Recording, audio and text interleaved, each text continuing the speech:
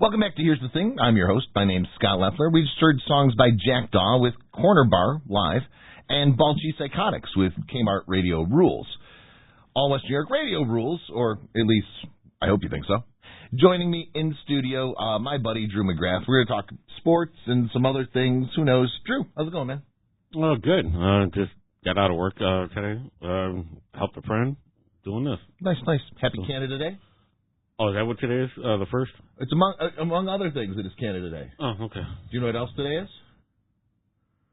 Just July 1st? It's Bobby Bonilla Day. Oh, yeah, he gets that payment today. Yeah, Yeah. that. I think is it until 2036 or 2035? 2035. So 10 more years, Bobby Bonilla gets like almost 1.2 million or something? I think it's almost 2 million, isn't it? I don't know. I thought it was like 1.78 or something stupid. Let's check that up. Bobby Bonilla Day.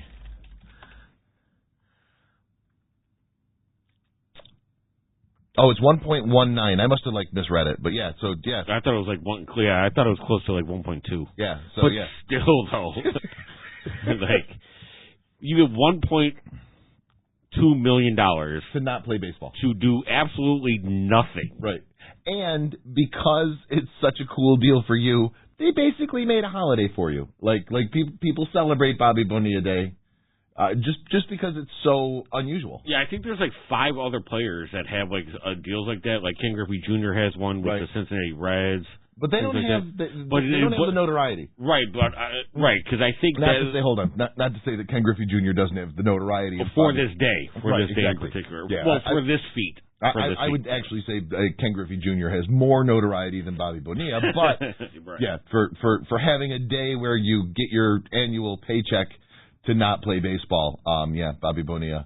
So now I know you and I have talked about this in the past, but I don't remember how did this work? Did they buy him out? Yeah, so I think it was the Mets that bought him out, and what they did is they deferred whatever money was over I think it was 20 years or something like that, or 30 years or whatever. Yeah. Whatever, dude. I would not mind getting an annual $1.19 million paycheck to do nothing. Right. Now, that's not to say that he hadn't earned it while he was playing, although I don't know, maybe he didn't. But yeah, I don't know, just kind of cool. Yeah. One of those fun okay, things. and then you figure we'll just say with taxes and everything like that, $650,000. Right. And you can stay home and do nothing. You can, eat Cheetos and sit in your boxers and watch TV all day. Which is what I do, and nobody pays me to do that. See? Yeah. I don't know. Wrong life choices. I have historically made some bad ones, but I'm trying to make good ones now, including having you on the show every week to talk about God knows what. And so other than it being Bobby Bonilla Day and my weekly question for you, which I've got a good one for you. The people already know what it is. I told them. Okay, I got one for you too. And I did yours last week. I know, but yes, but I also got one for you too, though. Sure. But I just want to. I could save it, but it came up totally in my head. We will trade questions later in the show. Now, sports-wise, as we have mentioned on numerous occasions, we're in that sports doldrum, so we might not have a lot of sports to talk about today. Do you have anything on your list that you wanted to discuss? No, I just seen that crazy Dolphins trade. I saw rumors of a crazy Dolphins trade, but I didn't. So Jalen Ramsey really happened? Yeah, Jalen Ramsey and Jonnu Smith to the Steelers. Okay.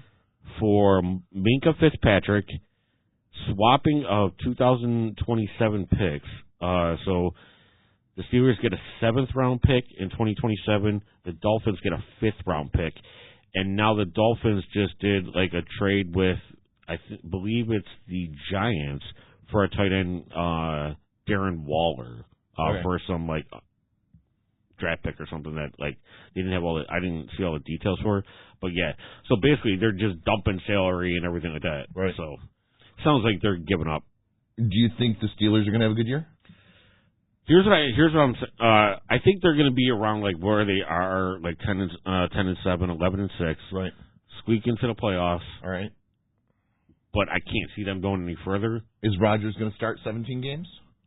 I think he will. Yeah. I think he will because their defense is as good as it is. He's not going to have to do so much, and they do running the ball. Right. So I think he'll be able to manage the game and last through the whole season.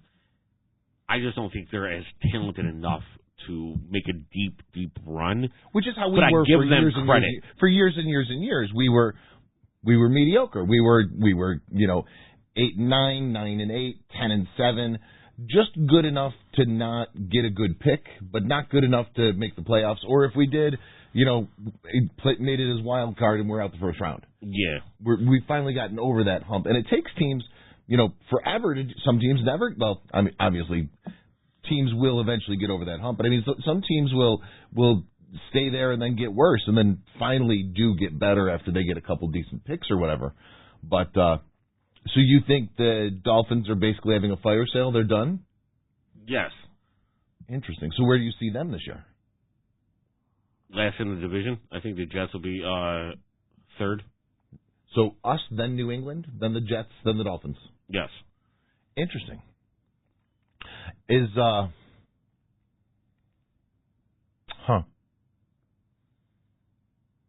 I'm thinking because, about. Okay, I don't trust. I'm thinking about the other teams in the East and how it's going to end up that way. I don't trust Tua. Yeah, I don't really like. I know Dolphins fans love him. They think he's great. He's not a bad quarterback. He's a decent quarterback. But he's not a great quarterback. Yeah, I don't trust him. And then also, there's going to be those winter games that he's going to have to. With being in the AFC, you're going to be prone to bad weather. Right. In the playoffs. Right.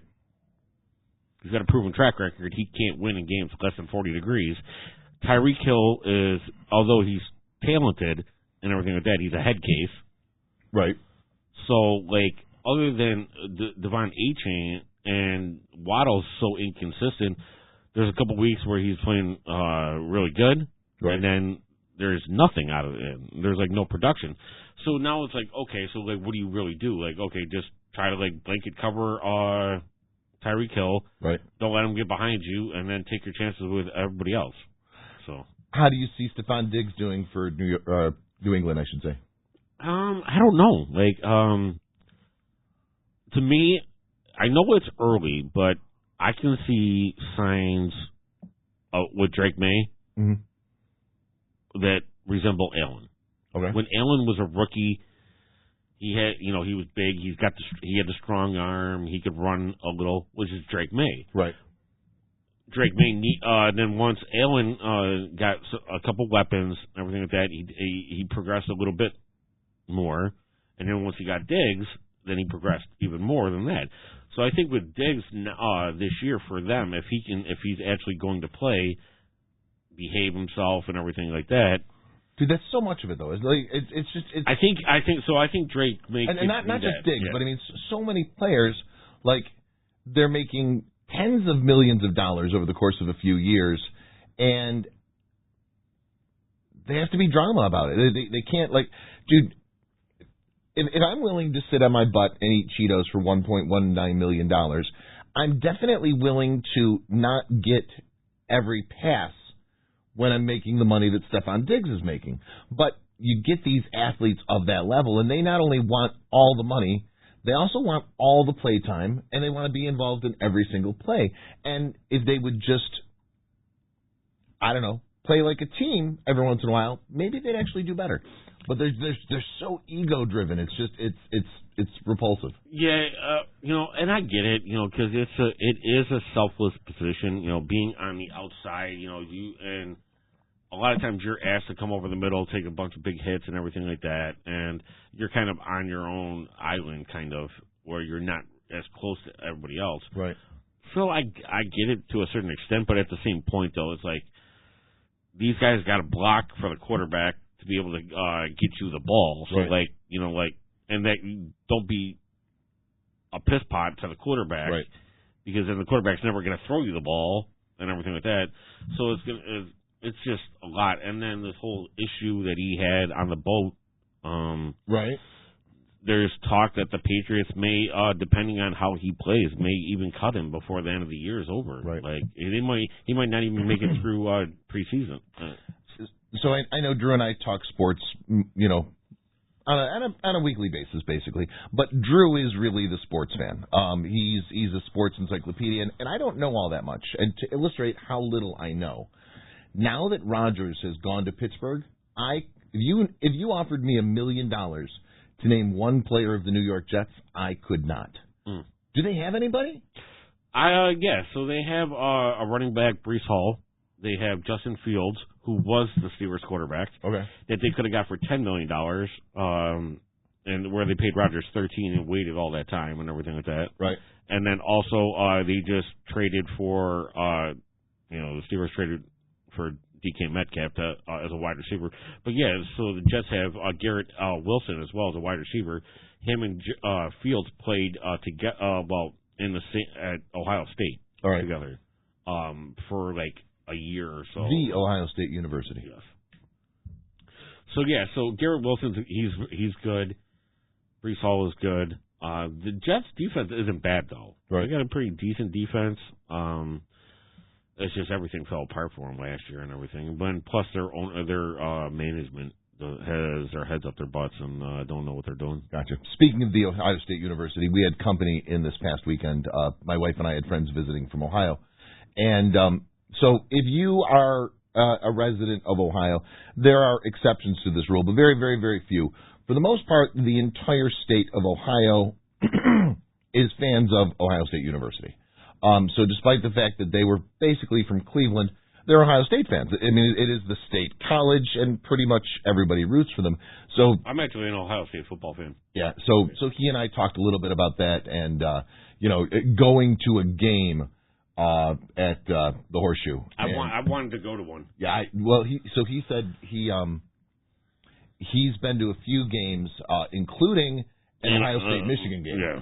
104,000 people in the stadium. Just absolutely insane. Yeah, I think the Horseshoe, actually, I think they go up to 110. Is it 110? I thought it was 104, but yeah. Well, he said 104. Maybe that was how many was at that game. But that's insane because pro teams don't get like 70. Right. Well, I do feel like there are, we like the Bills. But we are not, in Western New York, football crazed. In Ohio, in Texas, in Alabama, in a few of the other southern states, but particularly to me, Ohio, Texas, Alabama, they are football crazed. When I lived in Ohio, I used to work at a small newspaper in Shelby, Ohio. Itty-bitty town like the size of Sanborn, right? And if you did not go to the game Friday night, you better be dead. Right. Because if you didn't go to the game Friday night and somebody sees you like on the streets on Saturday, they'll be like, how did you miss the game? People knew like the names of the players, high school kids playing football. But like it was, and this was just this one little town, but all of the towns were like that. All of the towns, like football was life. And then Texas is worse. But I really did. Ohio has a different culture when it comes to sports, particularly football. And in fact, football might as well be just about the only sport that does exist. There's some basketball fans, but for the most part, it's football. There's some baseball fans, but again, for the most part, it's football. It was a unique experience living through that. Now, this friend of ours who was up also said that his son works for the Browns. Okay. And he told me what his job was, but like the words didn't sound like English to me. I have no idea what this kid's job is. And I say kid, but he's probably in his mid-20s, right? But he's worked for the Browns for a couple of years, and so this friend of ours gets Browns tickets on the regular. So that's kind of cool. I have been to one Browns game when I was in college. It was a Monday night game, San Francisco versus Cleveland, in like 1993 or 94 or something like that. Okay. So it was a fun experience, man. Yeah, San Francisco probably whooped them pretty good. Destroyed them. Absolutely. Yeah. It was like 63-2. Like it was. Seemed like it. Yeah, it probably wasn't that bad. It was probably like 31-17 or something. But I mean, San Francisco was just up and down the field, and Cleveland was like, "How we play football? We don't know." So, yeah. Are you researching over there, or are you trying to pick up chicks? Drew's over there on his phone. Neither, and I don't care. Neither. It's just like, so I've been applying for jobs. Right. And, like, I'm also getting, like, messages like, oh, hey, I'm, from, like, LinkedIn and stuff like that, so I got to answer certain questions. And right. Yeah, it's like I got those going on. A couple of people texting me at one time. Yeah, so like listening to your conversation that you're having with yourself. So yeah. Well, I'm having a conversation with myself because you're over there on LinkedIn. Yeah, well, I'm multitasking. Are you though? Of course, I multitask every day, all day. All right. So after Drew and I record this, we're going to go to the Niagara Falls Americans, and they have a home game tonight. Who are we playing? Niagara Falls Americans taking on the Newark Pilots, which earlier in the season we're having a really good year, and it's Americans photo giveaway, so we get to get pictures of W players. Yeah. And I think Newark's actually one of the better teams. Well, they were at one point leading the league. Now we are. The Americans are back on top. Well, that's because we play every day. Well, yeah, and we won like 7 in a row. Well, yeah, we started out the year 7 in a row, then we lost like 6 in a row, and then so it's like, all right, well, very up and down. Yeah. Speaking of the Niagara Falls Americans, we have extra tickets to the July 4th game. I will not be able to go, and Drew doesn't need 6 tickets, so we have tickets to spare. If you would like a pair of tickets, just hit us up at All WNY News on X, formerly Twitter, or at allwny.com on Blue Sky. So currently, you want 2 tickets. The only catch is you've got to pick the tickets up at our Niagara Falls office, 1625 Buffalo Avenue, sometime during business hours between today and Thursday, because I won't be here Friday. I'm going to be at the cottage with my lovely wife and her family playing drinking games or whatever. Or somebody can contact me and I can get them the tickets. Yeah, but you won't be paying attention. Okay. But so right now, Auburn is in first place in the West. Niagara Falls is second. And who you said who they playing? Newark Pilots. Third place. All right. Yeah. So Niagara Falls Americans have 23 games played. The closest team has 15 games played. Really? Yes. That's what I'm saying. They're playing like every day. See, I just kind of assumed everybody was playing every day. No. Here's this. Interesting. Yeah, because the Bisons play 6 days a week, and the entire NILB plays 6 days a week. And I just assumed that everybody had similar schedules. That's really weird. So then later in the season, everybody else will be playing and we'll be resting. I guess so. Like, unless they're getting a lot of rainouts or whatever, or I don't know. It doesn't make sense why we have so many more games than everybody else. Right. Yeah, because like you said, so we've got 23 games. The next highest is the Jamestown Tarp Skunks with 15. So that's I mean it's not unusual for there to be a couple games difference. Right, that's 8 games. Like that's like 2.5 or 3 weeks. That's a third. That's a third of what we've played. Yeah, that's 2.5, 3 weeks worth of games that we'll have way more than. Interesting. I had not noticed that. Yeah, I seen that like yesterday. I think it was. I was like, wait, what's going on here? Like that's odd. Like I can't figure it out, and there's no way to really see because the league doesn't really post like that. Right. So yeah, I don't know. Huh. All right, Drew. Let's take a quick break. I play a couple songs. Well, I don't have to play a couple songs, but we're going to play a couple songs. So coming up, we have got No Ambition by Cardboard Homestead, and we've got Ain't Much to Look At by the Dreadnecks. And so we're going to play a couple songs. We're going to come back. Drew, I have a question for you. Apparently you have a question for me. Folks, I already told you what my question was for Drew, but I have no idea what his question is for me. So we'll do that, and I don't know, we'll probably wrap that up shortly thereafter. It's going to be a little shorter show than usual. I know we usually do 2 hours on the dot. This is going to be hour and a half, hour 40. I don't know. We'll see what we end up at. But I'm okay with it if you're okay with it, because I got to tell you, last night at about 11 p.m., I was thinking to myself, maybe I just won't do a show this week because I had so much going on today. I kind of insisted, guys. Well, no, you didn't. Well, so here's what happened. I woke up early for no reason whatsoever without an alarm. I had set my alarm for 11 a.m., and I woke up before the alarm and just... I sent you a text at like 9:30ish, and you were already up, which was very shocking. Exactly. My point. I set the alarm for 11, but I was already up, and I was getting stuff done. So because I woke up early, I decided that we would do a show. And obviously, we want to do the show every week, but, dude, life happens, and sometimes there's just too much going on. Fortunately, this week we avoided that.